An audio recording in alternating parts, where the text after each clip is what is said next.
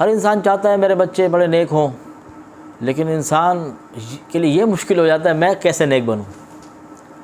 अपने आप को मोबाइल से दूर नहीं करता, बच्चों से कहता है मोबाइल छोड़ दो। कैसी बात है, अजीब बात है ना। आप मोबाइल रख दें, आप किताबें पढ़ें, बच्चे भी किताबें पढ़ेंगे। बच्चे भी नक्काल होते हैं, आपको देख कर ही वैसी हरकतें करेंगे।